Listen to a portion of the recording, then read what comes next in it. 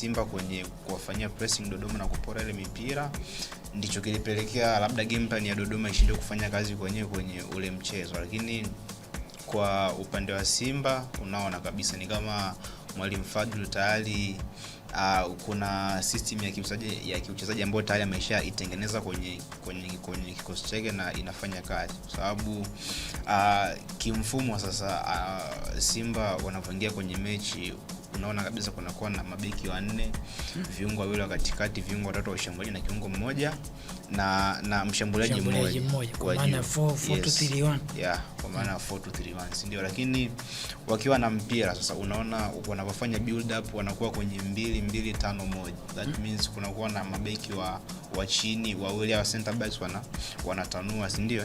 Alafu juu yao kunakuwa na viungo wawili, Kagoma na Ngoma, si ndio? Kwa ajili ya kuprogress team kwenda mbele. Juu yao kunakuwa na watu watano kwa maana ya mafullbacks wawili kwenye line, and then viungo watatu kina Mpanzu, Ahoua na Kibu kwenye ile central zone.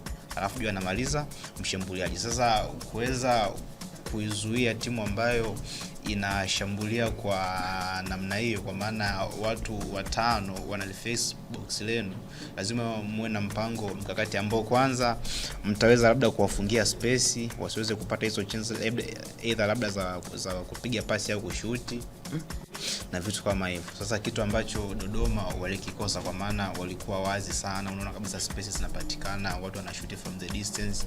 Kwa hiyo kwenye lile eneo lao sasa Dodoma kwenye kuzoea ni kama hawakuwa aggressive zaidi kuweza kuatia pressure Simba ili wasiweze kupata hizo chances.